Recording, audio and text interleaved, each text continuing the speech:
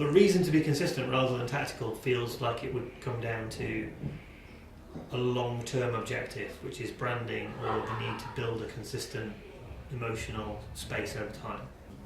If you believe in any of that stuff like Byron Sharp about brands needing to be top of mind more often, more times, more places, with more people, then it is about just keeping on using those brand assets and hammering them home. So for us, music is definitely one of those that we look at. And that's what you're trying to do each time. You're trying to build a signature that's something that becomes another little piece that you can keep on using, another piece of the jigsaw. So I think it can be as powerful as, as an end line, as a particular visual style. Some level of consistency can help to kind of, should we say, make that brand feel it's one thing rather than doing lots of different messages. For the listener, it creates a shorthand to a brand, which again, if it's a pleasurable bit of music, then to them it can reinforce a positive feeling inside you.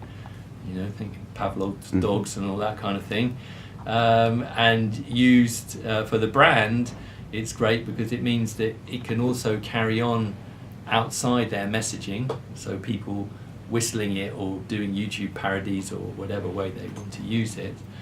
And whenever you hear that music without the brand message officially happening, they will register something in their head.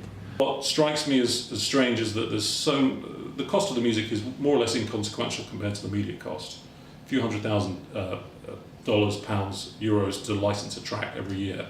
But then millions and millions of pounds are spent in media reinforcing this track in people's minds. What happens is all that investment is thrown away and you have to start again with a new track. And it strikes me that a brand with a very long-term view should not be looking to kind of throw away everything they build in terms of equity every 3 years. If they took the same approach, then you would never have a Coca-Cola bottle because they'd have thrown away that shape 3 years after they developed it. You'd never have the other sensory cues that exist in packaging or in the visual media. It only seems to be in music where people are still comfortable with throwing away the sensory cues every 3 years and starting a whole new set of them. Consistency is very, very important. It can make your money go a little bit further, get more value from your spend when your advertising work becomes instantly identifiable. You can be out in the room, on comes Blur, we know we're watching British Gas. We're not even tuning in, we're doing something else. We're cleaning out the cat litter in the kitchen, but the music tells us it's British Gas, it's gone in there.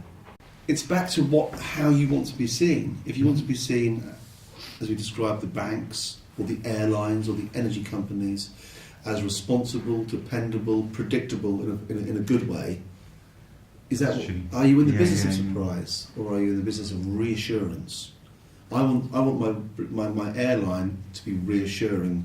I want my gas supplier to be highly reassuring. You want those people to deliver exactly what you expect from them. Byron Sharp's very interesting on this in his book, How Brands Grow.